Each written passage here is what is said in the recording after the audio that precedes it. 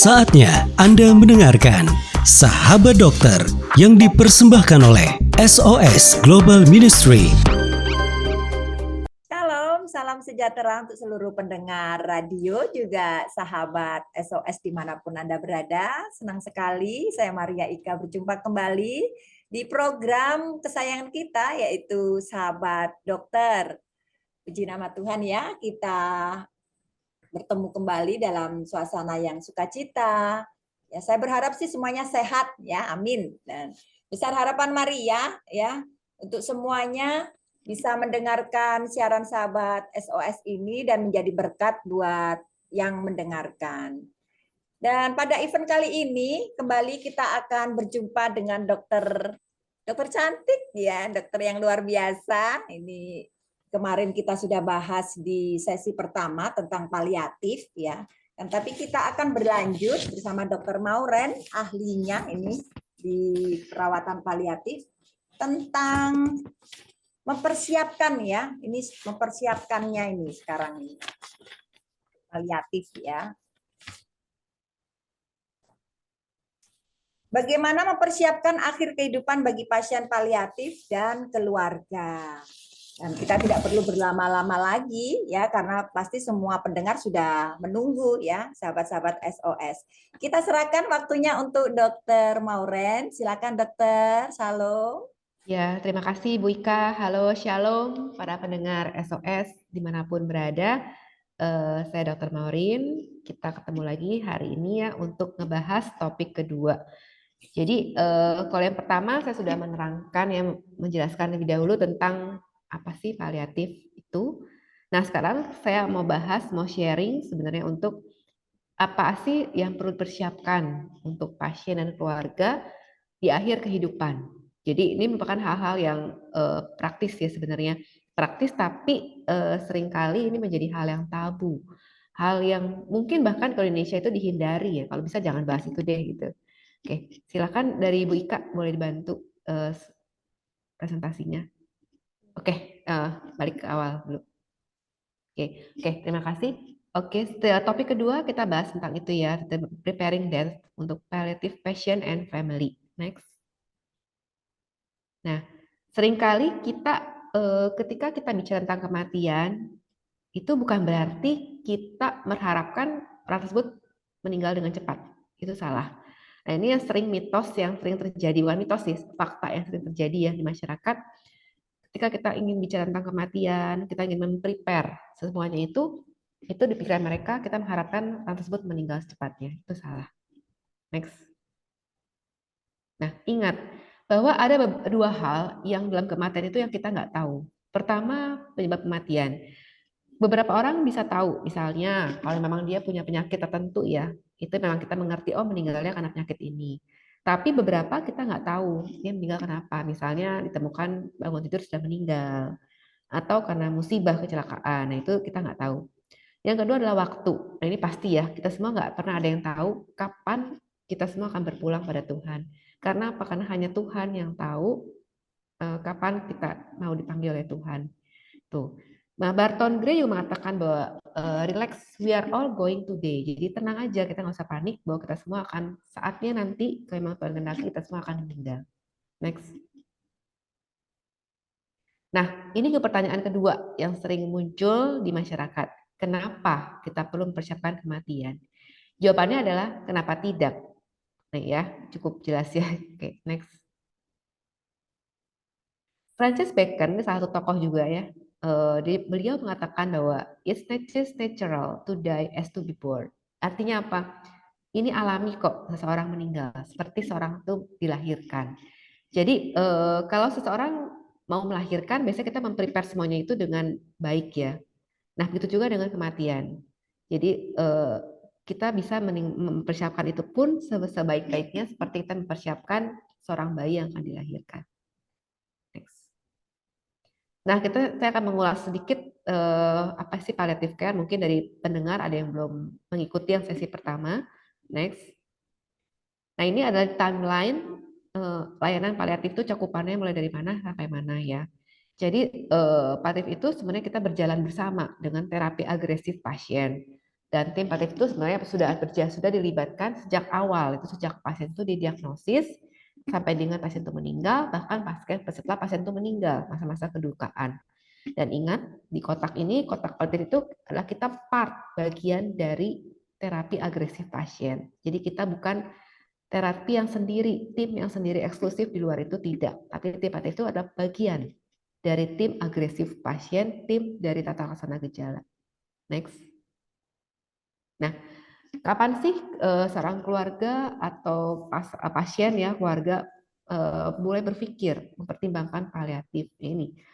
Paliatif itu di sesi pertama saya sudah jelaskan bahwa ruang lingkupnya itu meliputi aspek medis, aspek psikologi sosial, spiritual, faktor-faktor keperawatan dan sebagainya. Nah, jadi masalah-masalah yang mencakup semua aspek itu bisa dipertimbangkan kita melibatkan tim paliatif. Misalnya kalau segi medis, harapan hidupnya yang memang kita sudah tahu outcome-nya seperti apa.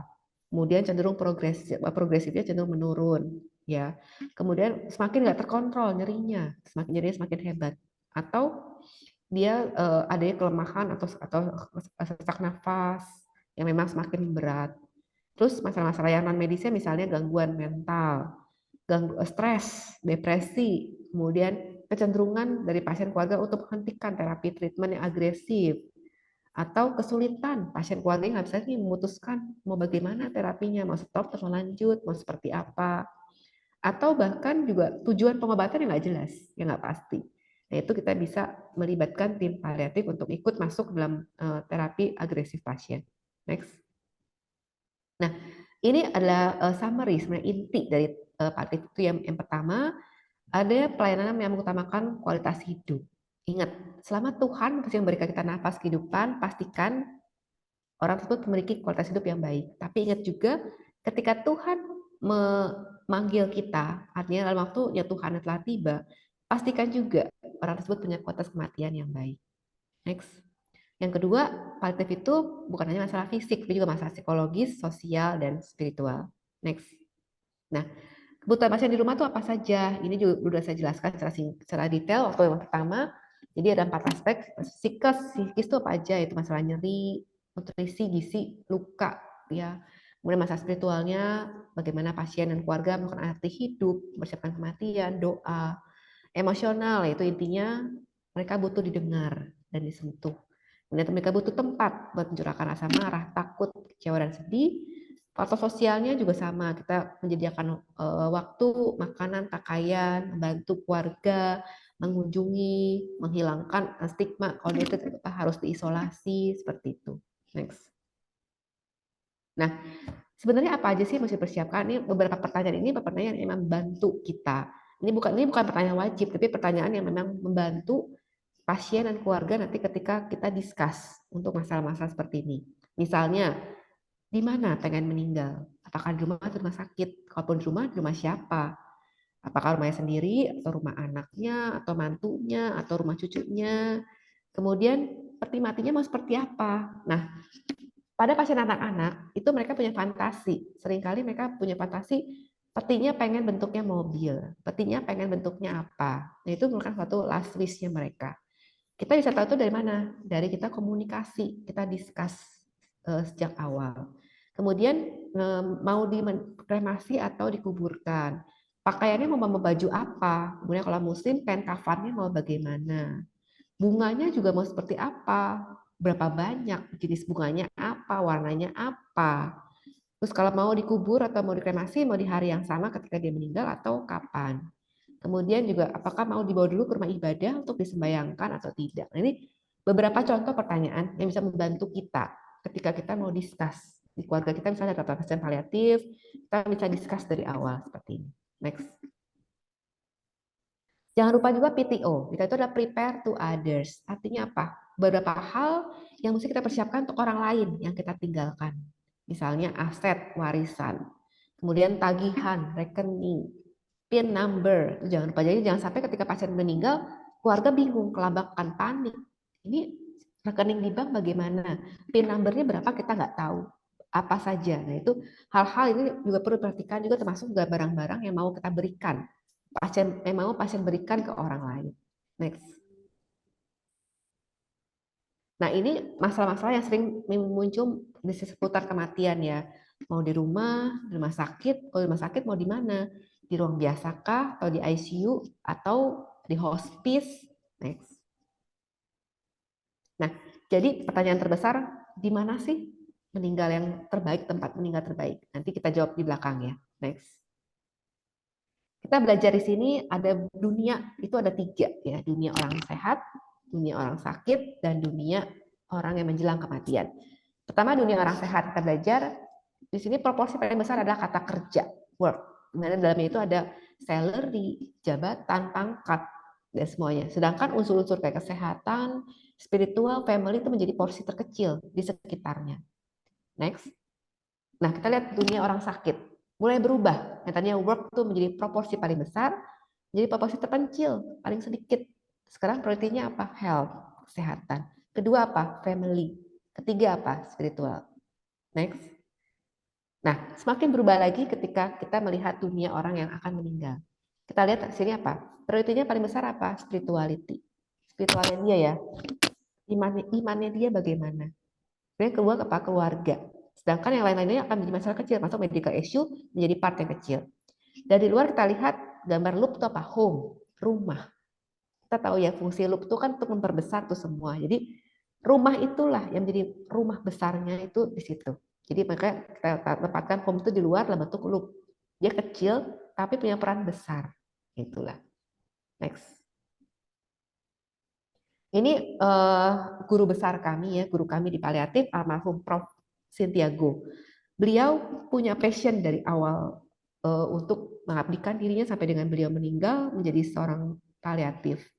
Dan beliau itu punya pesan, ini izin meneruskan pesan ke teman saya juga kolega saya di paliatif bahwa ketika kita mengikuti apa kata Tuhan, ketika Tuhan mendaki kita untuk melayani seseorang, layanilah itu tanpa batas, tanpa melihat kaya atau miskin, latar belakang dia mau seperti apa, apalagi di dunia paliatif ya, itu banyak sekali background pasien, itu pasti banyak. Jangan kita, intinya adalah kita jangan memilih-milih pasien, kita jangan memilih-milih keluarga yang akan kita layani, pasien yang akan kita layani nanti kita jangan pilih-pilih. Semua itu sama di mata Tuhan, yang penting kalau kita punya passion, layanilah itu dengan sepenuh hati, dan kembalikan itu semua untuk kemuliaan Tuhan. Next. Balik lagi pertanyaan tadi ya, ini tempat terbaik meninggal itu di mana? Ini juga beberapa pertanyaan yang membantu, mengguidance. Jadi bukan pertanyaan wajib, tapi ini pertanyaan yang bisa membantu nanti pasien dan keluarga ketika mau diskusi ya. Apakah kondisinya bisa reversible atau enggak ketika dirawat di rumah sakit? Kedua, apakah bisa memperpanjang hidupnya atau tidak kalau dia dirawat di rumah sakit? Kemudian apakah bisa mendapatkan perawatan yang baik atau yang terbaik bahkan di rumah sakit dibandingkan di rumah? Kemudian sebenarnya balik lagi poin intinya adalah di sini. Apa sih sebenarnya secara actual tuh apa yang pasien inginkan sebenarnya? Karena kan ingat paliatif itu patient center, bukan family center. Baru nanti berikutnya apa yang sebenarnya keluarga inginkan. Oleh sebab itu diharapkan ketika pasien masih bisa diajak komunikasi, masih kondisi sadar, nah kita bisa discuss di situ panjang lebar. Jangan sampai menunggu pasien udah nggak bisa komunikasi, keluarga yang ditinggalkan nggak bisa prepare apapun. Tuh. Next. Ini juga last wish, juga beberapa pertanyaan yang bisa membantu. Ini beberapa last wish yang dari saya pribadi yang sering saya temui ya pasien-pasien. Misalnya pengen lihat cucunya lahir, pengen lihat anaknya wisuda dulu, pengen lihat anaknya perempuan yang meninggal, atau dia pengen traveling manapun, pengen makan yang enak, pengen ini ekstrim juga ya, pengen bungee jumping, pengen pergi camping atau pengen ke Labuan Bajo. Ini beberapa last wish dari pasien ketika saya bertemu dengan pasien-pasien paliatif. Next. Ini tanda-tanda pasien itu menjelang akhir kehidupan. Ini dari segi medis ya. Pertama, hilangnya kesadaran. Kedua, hilang nafsu makan, bahkan makanan cair pun dia sudah tidak mau. Ketiga, jumlah urinnya semakin berkurang dari hari, minggu, sampai dengan bulan. Kemudian kulitnya cenderung dingin, kebiruan, pucat. Kemudian nafasnya mulai makin cepat dan dalam atau ada periode di mana dia nggak bernafas. Next. Nah ini cycle, kita lihat ya ini 5 cycle yang kita hadapi, pasien akan hadapi ketika mereka didiagnosis oleh dokter.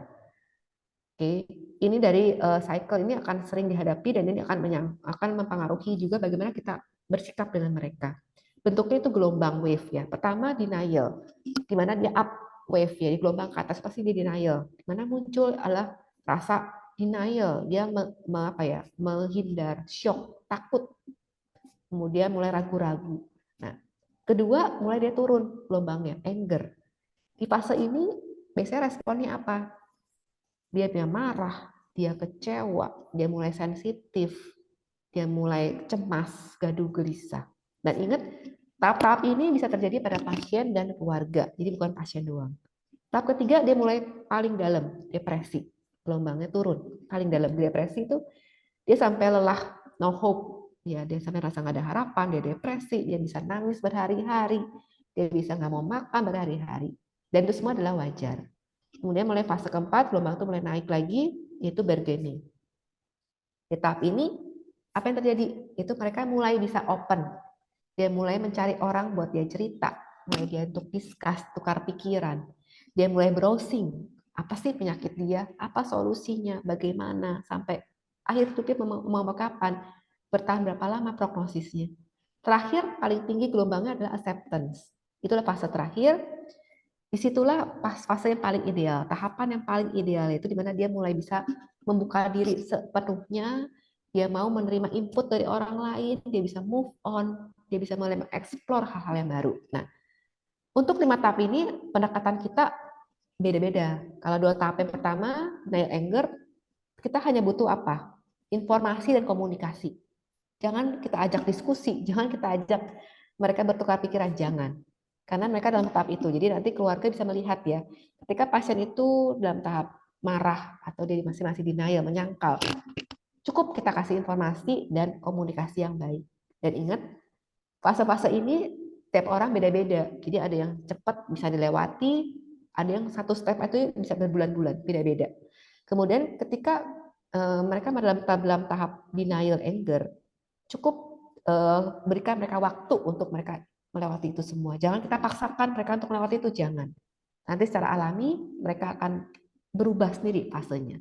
Kemudian ketika pasien itu dalam fase depresi, apa yang dibutuhkan dari kita sebagai pelaku rawat? Emotional support. Jadi kita butuh fase-fase pendukungan emosi. Jadi jangan lagi kita kasih dia informasi, jangan. Nggak ada gunanya ketika pasien itu dalam fase depresi kita kasih informasi, kita ajak komunikasi yang baik, percuma, nggak bisa. Intinya adalah kita kasih dia emosi, pelukan, kita kasih dia pelukan, perhatian, kita dengarkan apa yang mereka keluhkan. Keempat, kelima, beda lagi pendekatannya. Yang kita berikan apa? Guidance, direction. Nah, disinilah kenapa? Karena mereka sudah bisa mengopen dirinya, sudah bisa buka diri untuk diskusi komunikasi. Jadi sebagai pelaku rawat, sebagai keluarga, kita perannya adalah kita memberikan petunjuk arahan. Jadi nggak lagi kita kasih informasi, enggak. Kita kasih dia petunjuk arahan yang banyak lagi. Next. Nah, kenapa beda-beda tiap orang kedukaannya itu? Banyak faktor ternyata. Pertama faktor lingkungan, faktor hubungan dia dengan orang yang ditinggalkan, hubungan pribadinya sebagai apa, seberapa dekat. Kemudian karakteristik orang yang ditinggalkan itu seperti apa. Next. Nah, ini data survei ya di Amerika. Sebenarnya dalam 3 tahun terakhir, apa sih penyebab kedukaan? Ternyata paling besar adalah kehilangan anggota keluarga atau teman dekat, ya. Kemudian banyak lagi faktor-faktor lainnya. Next. Nah, ini juga data dari Amerika menunjukkan bahwa perbedaan penyebab juga beda juga efeknya. Misalnya, ini efeknya banyak nih, ada sedih, dia depresi, marah, lemes, letu, nggak punya nafsu makan, menjadi hilang percaya dengan orang lain, menyalahkan diri sendiri, itu beda-beda penyebabnya. Next. Nah, waktu untuk berduka juga beda-beda. Jadi kita jangan menganggap, oh si A 3 bulan bisa melewati masa kedukaan. Si B 6 bulan, si C 1 tahun. Beda-beda ternyata. Hasil survei menunjukkan beda. Paling cepat ada yang 6 bulan ke bawah, 12 bulan, setahun, atau bahkan bisa prolong, more than 1 year. Ini juga, nah, penyebabnya juga beda-beda. Ini hasil survei. Next. Nah, kemudian cara untuk kita coping, cara untuk kita beradaptasi, menangani pun juga beda-beda ya. Nah, survei juga ada yang larinya itu ke main musik, dengar musik. Ada yang malah jadi orang yang workaholic, kerja terus. Ada yang dia spend time waktu dengan keluarga, dengan teman, atau larinya ke olahraga. Kemudian juga bisa larinya juga ke gereja, kegiatan-kegiatan spiritual, atau konseling pribadi dengan profesional, atau dia menghadiri grup, dia punya grup support, terserah beda-beda. Jadi ini hasil dari survei di Amerika. Next. Nah, ini kata-kata yang kita jangan ucapkan ketika orang berduka ya. Yaitu kita mengatakan bahwa it could be worse, atau kita posting kedukaan mereka di sosial media itu jangan. Ya, karena apa? Karena menambah luka batin mereka sebenarnya. Kemudian juga mengatakan bahwa ini memberikan nasihat-nasihat yang sebenarnya mereka nggak perlukan, itu juga kita jangan. Jadi sebenarnya apa sih yang perlu kita ucapkan? Sikap kita bagaimana? Nanti saya akan jelaskan di belakang. Next. Nah, ini langkah-langkah yang bisa membantu kita ya ketika kita menghadapi yang sedang berduka. Ingat bahwa semua itu adalah baik adanya. Kan Tuhan juga sudah mengatakan bahwa semua itu baik dari Tuhan, apalagi masuk hal-hal yang buruk, dan biarkan itu berlalu sendirinya. Kedua, kita perlu perhatian, memberikan perhatian dan hindari membandingkan masa sekarang dengan masa lalu. Ketika kita lagi memberikan dukungan dengan orang yang berduka, hindari kata-kata yang bersifatnya mengcompare, membandingkan masa lalu dengan masa sekarang. Sampai mengatakan, oh, kamu beruntung sekarang, bahwa kalau sekarang ini kamu begini-gini, dulu enggak, atau apa, jangan. Kemudian kita menjadi orang yang aktif, jangan menjadi orang yang pasif. Jadi jangan menunggu, jangan mengatakan, nanti kalau kamu butuh saya, kamu telepon saya. Atau kamu kalau ingin main ke rumah saya, silakan, jangan. Yang ada, kita yang aktif, kita yang datang ke rumahnya, kita yang telepon, kita yang bawain makanan, atau bawain apapun yang mereka suka, yang pasien, yang keluarga itu suka. Kemudian juga kasihi mereka, luangkan waktu lebih banyak dan telinga. Ingat, pasien paliatif, apalagi yang sedang berduka, yang pasien itu sudah meninggal, yang mereka butuhkan adalah waktu dan telinga kita dan perhatian kita. Next. Nah, jadi intinya, apakah kita mau unprepare? Tidak. Mulai sekarang kita menjadi orang yang prepare, bakal hal-hal menjelang akhir kematian pun kita akan prepare dengan baik. Terima kasih. Oke, saya kembalikan ke Bu Ika. Ya, dokter, luar biasa nih penjelasannya. Jelas sekali, dokter. Wow, keren ya. Semakin paham dari yang sesi 1 kita berbicara tentang paliatif, ini tentang ke prepare semuanya ya dok ya, luar biasa nih perawatan paliatif, semua segi dibahas di sini mas. Kayaknya bikin nyaman orang yang mau meninggal ini, bener ini jadi tenang gitu ya dok ya, bener nggak ya dok? Itu seperti itu ya tujuannya ya. Ya, betul Bu. Oke, dan kita akan masuk ke sesi pertanyaan. Sudah ada beberapa pertanyaan ya, nanti mohon Dokter Morin menjawabnya. Nah, ini seperti yang dokter katakan tadi. Dokter nih mau tanya, apakah pasien paliatif masih memerlukan perawatan di ICU, dokter? Monggo, silahkan. Oke, terima kasih Bu. Jadi ini masalah the best place ya. Jadi balik lagi adalah keinginan pasien itu sendiri bagaimana. Pertama, kedua juga dari keluarga. Tetap kita melihat juga mempertimbangkan bagaimana outcome pasien itu nanti. Apakah dengan di ICU bisa reversible atau bisa memperbaiki hidup dia atau bagaimana gitu. Apakah memang seperti itu atau tidak? Dan kita ingat keputusan tetap di tangan pasien dan keluarga, tapi prioritas adalah di tangan pasien. Dengan kita tetap discuss dengan dokter yang merawat, dengan mempertimbangkan semua aspek dari segi medis, psikologi, sosial, spiritual seperti itu. Jadi tetap ke pasien dan family ya. Iya, betul. Mana begitu ya kan kita untuk mereka ya dok ya, sekarang begitu ya. Oke, untuk pertanyaan berikutnya ini dokter, di pola pikir masyarakat awam jika sudah masuk perawatan paliatif, artinya ini kayak sudah nggak ada harapan gitu dok. Apa benar ini dok, ini statement ini? Oke, nah sekarang kita balik lagi sebenarnya harapan apa nih? Nah, karena kan kita mesti balik ke pasien ya.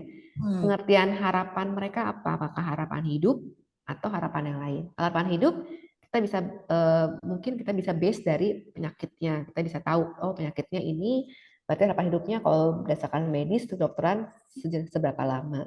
Tapi kita bisa ingat bahwa ada paliatif itu kita punya harapan-harapan yang lain. Pada pasien itu misalnya, harapan dia ingin mempersiapkan kematian dengan baik.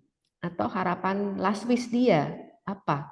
Nah, harapan dia misalnya dia ingin ada hal-hal yang ia ingin kerjakan, dia ingin kabulkan sebelum dia meninggalkan itu semua. Nah, jadi pengertian harapan itu mesti kita discuss lagi, kita deep dive lagi, perdalam lagi, apa sih harapan mereka, harapan hidupkah atau harapan terakhirnya atau apa. Ingat di paliatif itu kita bukan hanya harapan hidup, tapi kita harapan-harapan pasien yang lainnya. Oke, ya, luar biasa nih. Semakin kesini semakin menarik ini untuk dibahas ini, dokter. Dan ada pertanyaan lagi nih dari pendengar. Katakan seperti ini, dokter. Bagaimana dokter jika pasien ini sudah tidak bisa diajak komunikasi lagi? Terus caranya bagaimana ini untuk perawatan paliatifnya untuk tim-timnya ini? Apa lewat keluarga atau bagaimana? Oke, terima kasih. Jadi itulah sebabnya paliatif itu kita berharap kita ikut terlibat di tim perawatan itu sejak awal. Jadi ketika pasien didiagnosis, itu pasien kan masih bisa diajak komunikasi ya, masih sadar. Itulah peran paliatif di situ. Jadi kita bisa komunikasi di awal. Tapi kalau memang ternyata keluarga baru terpikir paliatif di akhir atau tim dokter baru melibatkan tim paliatif di akhir, ya berarti keputusan tangan keluarga. Tapi tetap mempertimbangkan semua aspek yang sudah dijelaskan, aspek-aspek apa aja di dalam paliatif. Tuh, Bu.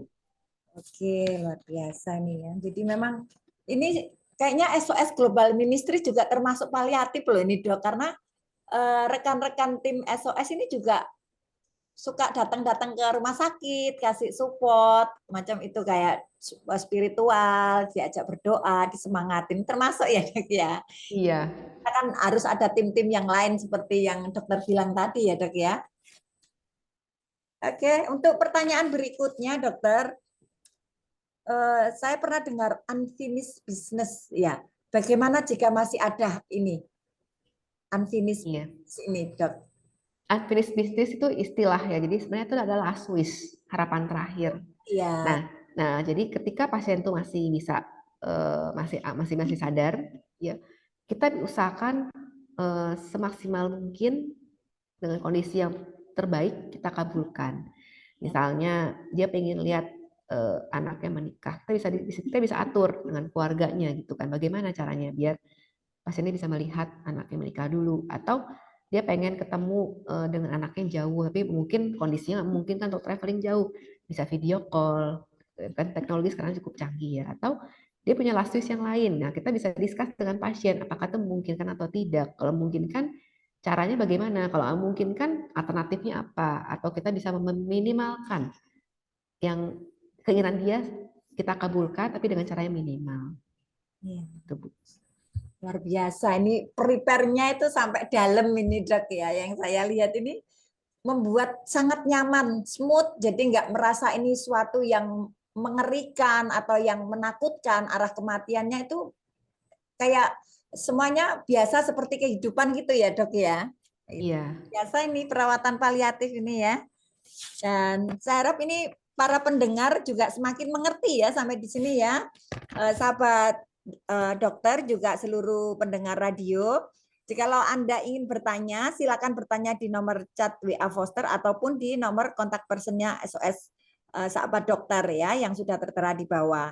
Jadi untuk perawatan paliatif ini memang sebenarnya perlu ya, Dok ya, menurut saya, tapi cuma Indonesia ini masih jarang. Bahkan kalau dipikir ini tabu loh, Dok. Kalau orang enggak paham kan jadi kayak sudah apa ya, kalau orang Jawa menurut saya ini kan saya Jawa ya. Kayak apa ya, Dok? Hal yang nggak penting maksudnya dihindari malah dibahas gitu, Dok. Menurut dokter gimana, Dok? Ya, itu. Makanya slide pertama saya kan mengatakan ketika itu stigma ya di masyarakat. Di slide pertama saya tadi kan, ketika kita bicara tentang kematian, pasti di pikiran masyarakat berharap orang itu meninggal cepat, meninggal segera. Tapi sebenarnya itu enggak. Sebenarnya apakah tabu? Nah, itu yang harus diubah dari pikiran kita saat ini. Jadi seperti yang tadi kan tokoh si Francis Bacon mengatakan bahwa ketika kita mempersiapkan kelahiran itu dengan baik, kenapa tidak?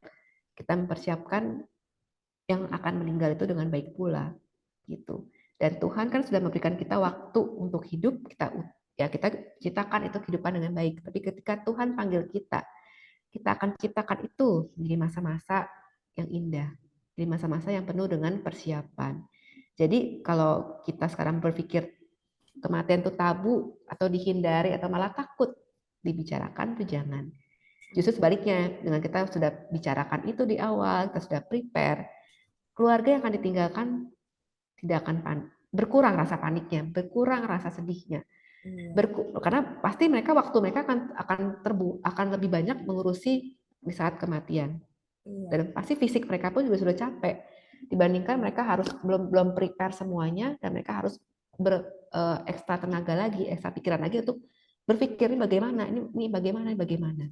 Alangkah baiknya kita prepare itu di awal bersama-sama dengan pasien itu sendiri. Itu, Bu. Luar biasa ini ya, mengajarkan kita sudah membuat mungkin keluarga terkasih ini semakin menikmati dengan keluarga, ketika sakit tidak merasakan sakit tapi happy gitu ya, melewati hari-hari bersama keluarga, terlebih bersama Tuhan karena ada banyak support ya dari orang-orang sekeliling kita. Dokter, ada satu kali ini pertanyaan nih dari pendengar nih masuk nih. Mungkin ini ya enggak apa-apa lah kita bahas lagi. Ini dokter, saya mau tanya, untuk pelayanan palliative care ini kapan dibutuhkan? Jadi apakah ini dari awal atau memang tadi kan dokter bilang ada yang akhir ya.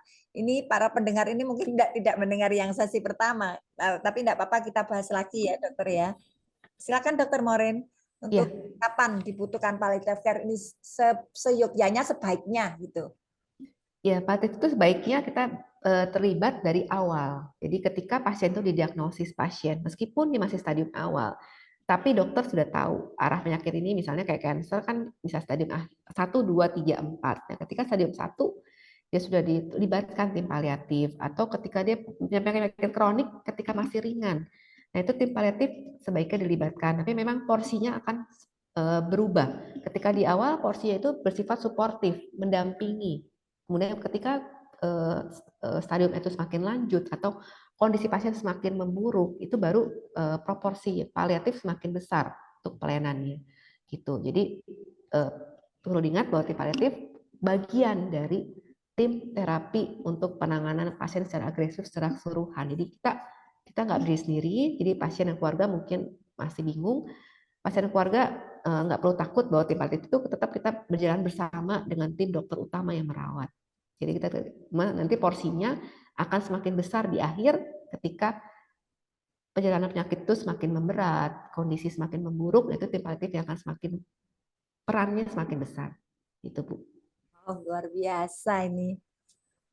Keren banget ini ya. Palliative care ini kita butuh nih sebenarnya ya. Tapi ini kita berdoa aja ya untuk Indonesia semakin banyak ini palliative care yang seperti ini. Dan saya berterima kasih untuk Dr. Maureen ya, sudah banyak memberikan kami edukasi, wawasan juga, sehingga kami ini bisa mengerti ya apa ini paliatif, bagaimana nanti kita prepare untuk keluarga terdekat, bahkan kita sendiri toh nanti akhirnya kita juga akan menuju kematian, dan tidak perlu kita takut akan hal itu ya dokter ya, karena memang semua tujuan akhirnya juga ke situ. Jadi mari kita sama-sama mengerti bahwa untuk memberikan kenyamanan bagi saudara, mungkin orang-orang terkasih ini juga sangat dibutuhkan ya. Dan terima kasih sekali lagi Dr. Maureen untuk semua yang sudah disampaikan di event kali ini, dan minta dengan hormat sekali lagi untuk take home message-nya ini dokter ya. Ini yang ditunggu-tunggu juga ya. Untuk masyarakat ini yang masih awam, ya mungkin yang belum mengenal paliatif, ini semakin mengerti begitu dokter. Silakan dokter untuk closing statement-nya. Ya, pesan saya di akhir ini adalah yuk kita bersama-sama kita persiapkan akhir kehidupan pasien dengan baik.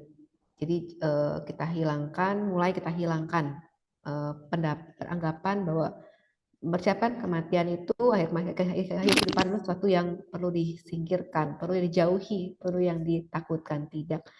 Tapi dengan persiapan yang baik di awal, itu akan membantu meringankan beban pasien dan keluarga yang akan ditinggalkan nanti. Ya, demikian Bu. Terima kasih Dr. Morin, terima kasih juga untuk waktu yang sudah diluangkan di season kali ini. Saya berharap Dr. Morin tidak bosan-bosan ya dokter ya, nanti kalau ada info lagi kita siap ya dokter ya. Ya. Terima kasih sekali lagi kami dari sahabat dokter SOS Global Ministries dan seluruh radio yang bekerja sama mengucapkan terima kasih kepada Dr. Morin atas sharing informasi, edukasi juga atas jawaban-jawaban pertanyaan dari pendengar di event hari ini.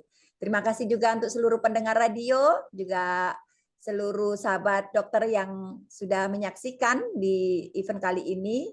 Kita akan berjumpa lagi nanti di event berikutnya dengan tema dan bahasan yang lebih menarik lagi. Dan kiranya ini menjadi berkat buat semuanya. Terima kasih, Tuhan memberkati. Terima kasih. Terima kasih semuanya.